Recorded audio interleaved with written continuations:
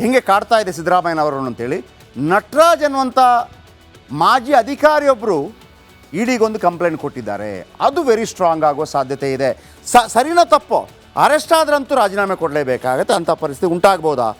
ಸಿದ್ದರಾಮಯ್ಯ ಪತ್ನಿ ಸೈಟ್ ವಾಪಸ್ ಕೊಡ್ತಾ ಇದ್ದ ಹಾಗೆ ದೋಸ್ತಿ ನಾಯಕರು ಈ ಕಡೆ ಅಲರ್ಟ್ ಆಗಿದ್ದಾರೆ. ಸೈಟ್ ಕೊಟ್ಟರೆ ತಪ್ಪು ಸರಿ ಹೋಗುತ್ತಾ, CM ರಾಜೀನಾಮೆ ಕೊಡಬೇಕು, ತನಿಖೆ ಎದುರಿಸಬೇಕು ಅಂತ ಪಟ್ಟು ಹಿಡಿದಿದ್ದಾರೆ. ಈ ಸ್ಟೋರಿ ನೋಡ್ಕೊಂಬನ್ನಿ. ಅದಾದ ನಂತರ ಸಿದ್ದರಾಮಯ್ಯನವರಿಗೆ ಇಡಿ ಸಂಕಷ್ಟ ಏನು ಅಂತ ಹೇಳ್ತೇನೆ.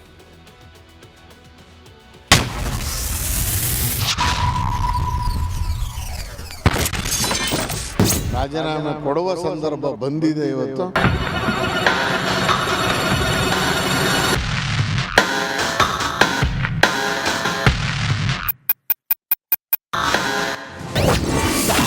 ದಸರಾದಲ್ಲಿ CM ಭಾಗವಹಿಸುವುದೇ ಡೌಟ್.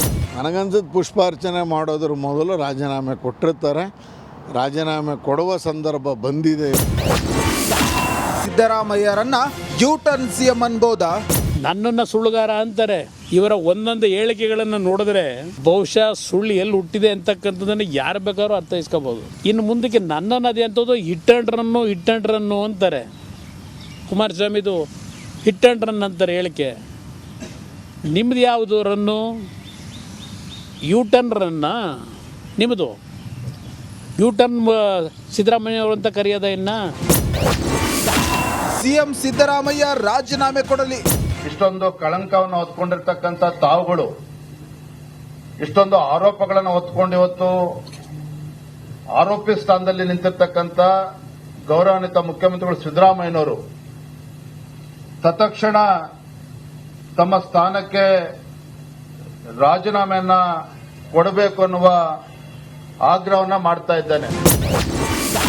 ಹೊಗಳು ಭಟ್ಟರನ್ನ ನಂಬಿ ಸಿದ್ದರಾಮಯ್ಯ ಕೆಟ್ರು. ಇವಾಗ ಇಡೀ ಕೇಸು ದಾಖಲಾದ ನಂತರ, prevention of money laundering act ಲಾಗೂ ಆದ ನಂತರ ಈಗ ಹಿಂದಿರುಗಿಸುವಂಥ ಕೆಲಸ ಮಾಡಿದ್ದಾರೆ. 2.5 ತಿಂಗಳು ಹಿಂದೆ ಕೊಟ್ಟಿದ್ದಿದ್ರೆ ಸಿದ್ದರಾಮಯ್ಯ ಸಾಹೇಬರೇ ಇವತ್ತು ನೀವು ನಿಮ್ಮ ವಿರುದ್ಧ ಪ್ರಾಸಿಕ್ಯೂಷನ್ಗೆ ಅವಕಾಶವೂ ಆಗ್ತಿರಲಿಲ್ಲ. ಈ ಸೈಟಿಗೋಸ್ಕರ ನೀವು ಚೇರ್ನ ಕಳ್ಕೊಳ್ಳುವಂಥ ಪರಿಸ್ಥಿತಿನೂ ಬರ್ತಾ ಇರಲಿಲ್ಲ. ನೀವು ಸೂಕ್ತವಾದಂತಹ ಸಲಹೆಗಾರರನ್ನ ಜೊತೆಲಿ ಇಟ್ಕೊಳ್ಳೋದಲ್ಲೇ ಬರೀ ನಿಮಗೆ ಬಹುಪರಾಕ್ ಹಾಕೊಳ್ಳೋರನ್ನ ಇಟ್ಕೊಂಡು ಹೋಗಿದ್ರಿಂದಾಗಿ ನಿಮಗಿಂಥ ಪರಿಸ್ಥಿತಿ ಬಂದಿದೆ. Bureau report, republic Kannada. Siddaramaiah ಅವರಿಗೆ 3 ಕಂಟಕ ಕಾಡ್ತಾ ಇದೆ. ಈ ನಡುವೆ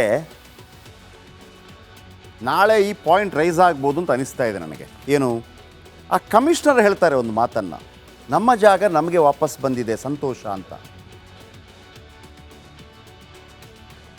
ಕೇಳಿಸ್ಕೊಂಡ್ರ ನೀವು? ನಮ್ಮ ಜಾಗ ನಮ್ಗೆ ವಾಪಸ್ ಬಂದಿದೆ, ಆದರೆ ಅಕ್ರಮ ಆಗಿದೆ ಅಂತ ಅವರು ಒಪ್ಕೊಂಡ್ರ ಔಷಧ ಹೈಲೈಟ್ ಆಗುತ್ತೆ ನಾಳೆ. ಈಗ ಸಿದ್ದರಾಮಯ್ಯನವರಿಗೆ ಮುಂದೈತೆ ಇಡಿ ಹಬ್ಬ. ಏನದು? ಕಂಟಕ 1, ಇಡಿ ಅಧಿಕಾರಿಗಳು ಸುಮ್ಮನೆ ತನಿಖೆ ಮಾಡಲ್ಲ. ಯಾಕೆ ಬಂದರು ಇಡಿ ಅಧಿಕಾರಿಗಳು? ಇಡಿ ಎಂಟ್ರಿಗೂ ಮುನ್ನ ದೂರು ದಾಖಲಾಗಿರಬೇಕು. ಮುಡಾ ಹಗರಣದಲ್ಲಿ ಲೋಕಾಯುಕ್ತ ಕೇಸಾಗಿದೆ, ಅದೇ ಆಧಾರದಲ್ಲಿ ಇಡಿ ತನಿಖೆ ನಡೆಸ್ಬೋದು.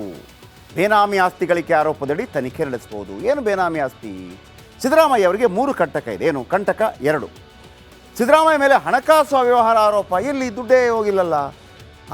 ಮುಡಾದ ಬರೋಬ್ಬರಿ 387 ಕೋಟಿ ರೂಪಾಯಿ ಹಣ ಬೇರೆ ಕ್ಷೇತ್ರಗಳ ಅಭಿವೃದ್ಧಿಗೆ ಬಳಸಿದ್ದಾರಂತೆ ಇಂಥ ಒಂದು ದೂರು ಬಂದಿದೆ. ಅದೇ ಕಾರಣಕ್ಕೆ ಸಿದ್ದರಾಮಯ್ಯ ವಿರುದ್ಧ ಕೇಸು. ಆ 387 ಮೂಡಾದ ದುಡ್ಡನ್ನು ವರುಣಾ ಶ್ರೀರಂಗಪಟ್ಟಣ ಕ್ಷೇತ್ರದ ಅಭಿವೃದ್ಧಿಗೆ ಬಳಕೆ ಮಾಡಲಾಗಿದೆಯಂತೆ. ಕಾನೂನು ಬಾಹಿರವಾಗಿ ಮೂಡಾ ಹಣವನ್ನು ಸಿದ್ದರಾಮಯ್ಯನವರ ಕಾಲಾವಧಿಯಲ್ಲಿ ಬಳಕೆ ಮಾಡಲಾಯ್ತಾ? ಈ ಪ್ರಶ್ನೆ ಉದ್ಭವ ಆಗ್ತಾ ಇದೆ. ಯಾಕೆ ಅಂತಂದರೆ, ಒಂದು ಕಂಪ್ಲೇಂಟನ್ನು ಕೊಟ್ಟಿದ್ದಾರೆ. ಯಾರು? ನಟರಾಜ್ ಅನ್ನೋರು, ಮೂಡಾದ ನಿವೃತ್ತ ಅಧಿಕಾರಿ.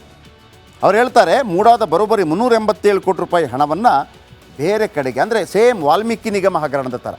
ವಾಲ್ಮೀಕಿ ನಿಗಮದಲ್ಲಿ ಏನಾಗುತ್ತೆ, ದುಡ್ಡು ದುರ್ಬಳಕೆ ಆಗುತ್ತೆ. ಇಲ್ಲಿ ದುರ್ಬಳಕೆ ಗೊತ್ತಿಲ್ಲ, ಬೇರೆ ಕ್ಷೇತ್ರಕ್ಕೆ ಯೂಸ್ ಮಾಡಿದ್ದಾರೆ. ಅದು ಕಾನೂನಲ್ಲಿ ಅವಕಾಶ ಇದೆಯಲ್ಲೋ ಗೊತ್ತಿಲ್ಲ. ಆದರೆ ಇಡಿ ಬಂದಾಗ ಅದನ್ನೆಲ್ಲ ನೋಡಿದ್ರೆ ಬಾರಪ್ಪ ಒಳಗೆ ಅಂತ ಕರ್ಕೊಂಡು ಹೋಗ್ಬಿಡ್ತಾರೆ. ಕಂಟಕ ನಂಬರ್ 3, IT ದಾಳಿ ವೇಳೆ ಸಿಕ್ಕಿದ್ದು ಮೂಡಾ ಹಣನ ಬೆಂಗಳೂರಲ್ಲಿ ಒಂದು ದೊಡ್ಡ ದುಡ್ಡು ಸಿಕ್ಕಿತ್ತು. ನೆನಪಿದೆ ನಿಮಗೆ? 2023 ಅಕ್ಟೋಬರ್ನಲ್ಲಿ ಬೆಂಗಳೂರಿನಲ್ಲಿ ಕೋಟಿಗಟ್ಟಲೆ ದುಡ್ಡು ಬಂದಿತ್ತು. ನೆನಪಾಯ್ತಾ? ಬೆಂಗಳೂರು ರೇಡಾದಾಗ IT. ಆ ದುಡ್ಡು ಯಾರ್ದು? ಬೆಂಗಳೂರಿನ ಬಸವೇಶ್ವರ ನಗರದಲ್ಲಿ IT ದಾಳಿ ಆಗಿತ್ತು. ಫ್ಲ್ಯಾಶ್ ಬ್ಯಾಕ್ ಹೋಗಿ, ಉದ್ಯಮಿ ಗುತ್ತಿಗೆದಾರರ ಮನೆಯಲ್ಲಿ 40 ಕೋಟಿ ಹಣ ಪತ್ತೆ ಆಯಿತು. ಆಮೇಲೆ ಆತ ಸತ್ತೋಗ್ಬಿಡ್ತಾರೆ. ಅಂದು ಸಿಕ್ಕ ಹಣ ಸಚಿವರಿಗೆ ಸೇರಿದ್ದು ಎನ್ನಲಾಗ್ತಾ ಇದೆ. ಈ ನಡುವೆ ಆ ಹಣ ಮುಡಾಗೆ ಸಂಬಂಧಪಟ್ಟ ಹಣ ಅಂತ ಕೂಡ ಹೇಳಲಾಗ್ತಾ ಇದೆ. ಹಾಗಾಗಿ ನಟರಾಜ್ ಎನ್ನುವರೊಂದು ದೂರು ಕೊಟ್ಟಿದ್ದರು. ಆ ದೂರು ಮತ್ತು ಸ್ನೇಹಮಯಿ ಕೃಷ್ಣ ದೂರು ಹಿನ್ನೆಲೆಯಲ್ಲಿ ಕೇಸು ದಾಖಲಿಸಿಕೊಂಡಿದೆ. ಇಡಿಯ ಒಂದು ಸೆಕ್ಷನ್ 17 ಸೆಕ್ಷನಲ್ಲಿ ಸರ್ಚ್ ಆ್ಯಂಡ್ ಸೀಸರ್ ಅಂತ ಒಂದು ಬರುತ್ತೆ. PMLA ಆ್ಯಕ್ಟ್ ಇದಕ್ಕೆ ಅನ್ವಯವಾಗುತ್ತೆ. ಈ 387 ಕೋಟಿ ರೂಪಾಯಿ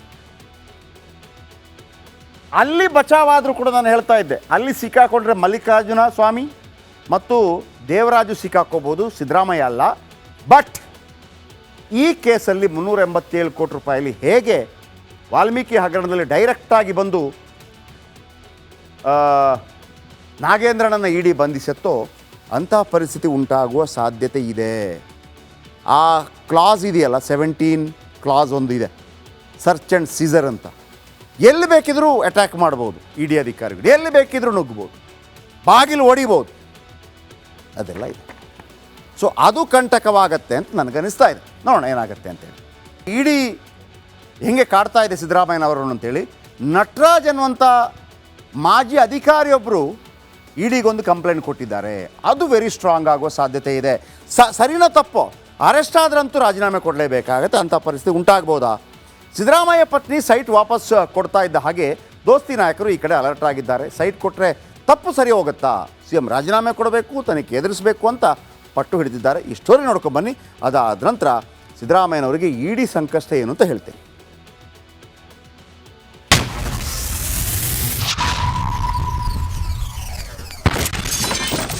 ರಾಜೀನಾಮೆ ಕೊಡುವ ಸಂದರ್ಭ ಬಂದಿದೆ ಇವತ್ತು.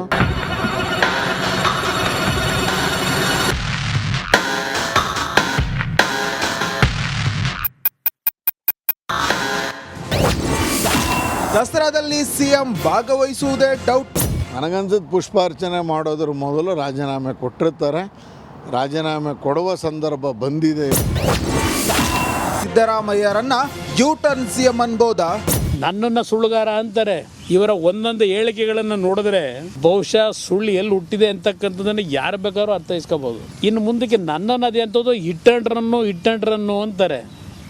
ಕುಮಾರಸ್ವಾಮಿದು ಹಿಟ್ ಆ್ಯಂಡ್ ರನ್ ಅಂತಾರೆ ಹೇಳಿಕೆ. ನಿಮ್ಮದು ಯಾವುದು ರನ್ನು? ಯೂಟರ್ನ್ ರನ್ನಾ ನಿಮ್ಮದು? ಯೂಟರ್ನ್ ಸಿದ್ದರಾಮಯ್ಯವರು ಅಂತ ಕರೆಯೋದ ಇನ್ನು? CM ಸಿದ್ದರಾಮಯ್ಯ ರಾಜೀನಾಮೆ ಕೊಡಲಿ. ಇಷ್ಟೊಂದು ಕಳಂಕವನ್ನು ಹೊತ್ಕೊಂಡಿರ್ತಕ್ಕಂಥ ತಾವುಗಳು ಇಷ್ಟೊಂದು ಆರೋಪಗಳನ್ನು ಹೊತ್ಕೊಂಡು ಇವತ್ತು ಆರೋಪಿ ಸ್ಥಾನದಲ್ಲಿ ನಿಂತಿರ್ತಕ್ಕಂಥ ಗೌರವಾನ್ವಿತ ಮುಖ್ಯಮಂತ್ರಿಗಳು ಸಿದ್ದರಾಮಯ್ಯನವರು ತತ್ಕ್ಷಣ ತಮ್ಮ ಸ್ಥಾನಕ್ಕೆ ರಾಜೀನಾಮೆಯನ್ನ ಕೊಡಬೇಕು ಅನ್ನುವ ಆಗ್ರಹವನ್ನ ಮಾಡ್ತಾ ಇದ್ದೇನೆ. ಹೊಗಳು ಭಟ್ಟರನ್ನ ನಂಬಿ ಸಿದ್ದರಾಮಯ್ಯ ಕೆಟ್ರು. ಇವಾಗ ಇಡೀ ಕೇಸು ದಾಖಲಾದ ನಂತರ, prevention of money laundering act ಲಾಗೂ ಆದ ನಂತರ ಈಗ ಹಿಂದಿರುಗಿಸುವಂಥ ಕೆಲಸ ಮಾಡಿದ್ದಾರೆ. 2.5 ತಿಂಗಳು ಹಿಂದೆ ಕೊಟ್ಟಿದ್ದಿದ್ರೆ ಸಿದ್ದರಾಮಯ್ಯ ಸಾಹೇಬರೇ ಇವತ್ತು ನೀವು ನಿಮ್ಮ ವಿರುದ್ಧ ಪ್ರಾಸಿಕ್ಯೂಷನ್ಗೆ ಅವಕಾಶವೂ ಆಗ್ತಿರಲಿಲ್ಲ. ಈಗ ಸೈಟಿಗೋಸ್ಕರ ನೀವು ಚೇರ್ನ ಕಳ್ಕೊಳ್ಳುವಂಥ ಪರಿಸ್ಥಿತಿಯೂ ಬರ್ತಾ ಇರಲಿಲ್ಲ. ನೀವು ಸೂಕ್ತವಾದಂತಹ ಸಲಹೆಗಾರರನ್ನ ಜೊತೆಲಿ ಇಟ್ಕೊಳ್ಳೋದಲ್ಲೇ ಬರೀ ನಿಮಗೆ ಬಹುಪರಾಕ ಹಾಕೊಳ್ಳೋರನ್ನ ಇಟ್ಕೊಂಡು ಹೋಗಿದ್ರಿಂದಾಗಿ ನಿಮಗಿಂಥ ಪರಿಸ್ಥಿತಿ ಬಂದಿದೆ. Bureau report, republic Kannada. Siddaramaiah ಅವರಿಗೆ 3 ಕಂಟಕ ಕಾಡ್ತಾ ಇದೆ. ಈ ನಡುವೆ ನಾಳೆ ಈ ಪಾಯಿಂಟ್ ರೈಸ್ ಆಗ್ಬೋದು ಅಂತ ಅನಿಸ್ತಾ ಇದೆ ನನಗೆ. ಏನು, ಆ ಕಮಿಷನರ್ ಹೇಳ್ತಾರೆ ಒಂದು ಮಾತನ್ನು, ನಮ್ಮ ಜಾಗ ನಮಗೆ ವಾಪಸ್ ಬಂದಿದೆ, ಸಂತೋಷ ಅಂತ. ಕೇಳಿಸ್ಕೊಂಡ್ರೆ ನೀವು? ನಮ್ಮ ಜಾಗ ನಮ್ಗೆ ವಾಪಸ್ ಬಂದಿದೆ, ಆದರೆ ಅಕ್ರಮ ಆಗಿದೆ ಅಂತ ಅವರು ಒಪ್ಕೊಂಡ್ರ ಬಹುಶಃ ಅದು ಹೈಲೈಟ್ ಆಗುತ್ತೆ ನಾಳೆ. ಈಗ ಸಿದ್ದರಾಮಯ್ಯನವರಿಗೆ ಮುಂದೈತೆ ಇಡಿ ಹಬ್ಬ. ಏನದು? ಕಂಟಕ 1. ಇಡಿ ಅಧಿಕಾರಿಗಳು ಸುಮ್ಮನೆ ತನಿಖೆ ಮಾಡಲ್ಲ. ಯಾಕೆ ಬಂದರು ಇಡಿ ಅಧಿಕಾರಿಗಳು? ಇಡಿ ಎಂಟ್ರಿಗೂ ಮುನ್ನ ದೂರು ದಾಖಲಾಗಿರಬೇಕು. ಮುಡಾ ಹಗರಣದಲ್ಲಿ ಲೋಕಾಯುಕ್ತ ಕೇಸಾಗಿದೆ, ಅದೇ ಆಧಾರದಲ್ಲಿ ಇಡಿ ತನಿಖೆ ನಡೆಸ್ಬೋದು. ಬೇನಾಮಿ ಆಸ್ತಿ ಗಳಿಕೆ ಆರೋಪದಡಿ ತನಿಖೆ ನಡೆಸ್ಬೋದು. ಏನು ಬೇನಾಮಿ ಆಸ್ತಿ? ಸಿದ್ದರಾಮಯ್ಯ ಅವರಿಗೆ 3 ಕಂಟಕ ಇದೆ. ಏನು? ಕಂಟಕ 2, ಸಿದ್ದರಾಮಯ್ಯ ಮೇಲೆ ಹಣಕಾಸು ಅವ್ಯವಹಾರ ಆರೋಪ. ಎಲ್ಲಿ ದುಡ್ಡೇ ಹೋಗಿಲ್ಲಲ್ಲ. ಮುಡಾದ ಬರೋಬ್ಬರಿ 387 ಕೋಟಿ ರೂಪಾಯಿ ಹಣ ಬೇರೆ ಕ್ಷೇತ್ರಗಳ ಅಭಿವೃದ್ಧಿಗೆ ಬಳಸಿದ್ದಾರಂತೆ ಇಂಥ ಒಂದು ದೂರು ಬಂದಿದೆ. ಅದೇ ಕಾರಣಕ್ಕೆ ಸಿದ್ದರಾಮಯ್ಯ ವಿರುದ್ಧ ಕೇಸು. ಆ 387 ಮೂಡಾದ ದುಡ್ಡನ್ನು ವರುಣ ಶ್ರೀರಂಗಪಟ್ಟಣ ಕ್ಷೇತ್ರದ ಅಭಿವೃದ್ಧಿಗೆ ಬಳಕೆ ಮಾಡಲಾಗಿದೆಯಂತೆ. ಕಾನೂನು ಬಾಹಿರವಾಗಿ ಮೂಡಾ ಹಣವನ್ನು ಸಿದ್ದರಾಮಯ್ಯನವರ ಕಾಲಾವಧಿಯಲ್ಲಿ ಬಳಕೆ ಮಾಡಲಾಯ್ತಾ? ಈ ಪ್ರಶ್ನೆ ಉದ್ಭವ ಆಗ್ತಾ ಇದೆ. ಯಾಕೆ ಅಂತಂದರೆ ಒಂದು ಕಂಪ್ಲೇಂಟನ್ನು ಕೊಟ್ಟಿದ್ದಾರೆ. ಯಾರು? ನಟರಾಜ್ ಅನ್ನೋರು, ಮೂಡಾದ ನಿವೃತ್ತ ಅಧಿಕಾರಿ. ಅವ್ರು ಹೇಳ್ತಾರೆ, ಮೂಡಾದ ಬರೋಬ್ಬರಿ 387 ಕೋಟಿ ರೂಪಾಯಿ ಹಣವನ್ನು ಬೇರೆ ಕಡೆಗೆ, ಅಂದರೆ ಸೇಮ್ ವಾಲ್ಮೀಕಿ ನಿಗಮ ಹಗರಣದ ಥರ.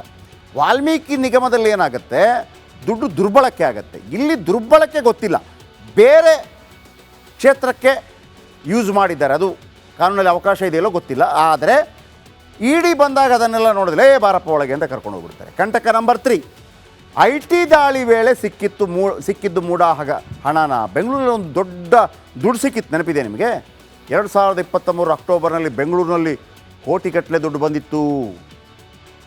ನೆನಪಾಯ್ತಾ? ಬೆಂಗಳೂರು ರೇಡಾದಾಗ IT. ಆ ದುಡ್ಡು ಯಾರ್ದು? ಬೆಂಗಳೂರಿನ ಬಸವೇಶ್ವರ ನಗರದಲ್ಲಿ IT ದಾಳಿ ಆಗಿತ್ತು. ಫ್ಲ್ಯಾಶ್ ಬ್ಯಾಕ್ ಹೋಗಿ, ಉದ್ಯಮಿ ಗುತ್ತಿಗೆದಾರರ ಮನೆಯಲ್ಲಿ 40 ಕೋಟಿ ಹಣ ಪತ್ತೆ ಆಯಿತು. ಆಮೇಲೆ ಆತ ಸತ್ತೋಗ್ಬಿಡ್ತಾರೆ. ಅಂದು ಸಿಕ್ಕ ಹಣ ಸಚಿವರಿಗೆ ಸೇರಿದ್ದು ಎನ್ನಲಾಗ್ತಾ ಇದೆ. ಈ ನಡುವೆ ಆ ಹಣ ಮೂಡಾಗೆ ಸಂಬಂಧಪಟ್ಟ ಹಣ ಅಂತ ಕೂಡ ಹೇಳಲಾಗ್ತಾ ಇದೆ. ಹಾಗಾಗಿ ನಟರಾಜ್ ಎನ್ನುವರೊಂದು ದೂರು ಕೊಟ್ಟಿದ್ದರು. ಆ ದೂರು ಮತ್ತು ಸ್ನೇಹಮಯಿ ಕೃಷ್ಣ ದೂರು ಹಿನ್ನೆಲೆಯಲ್ಲಿ ಕೇಸು ದಾಖಲಿಸಿಕೊಂಡಿದೆ.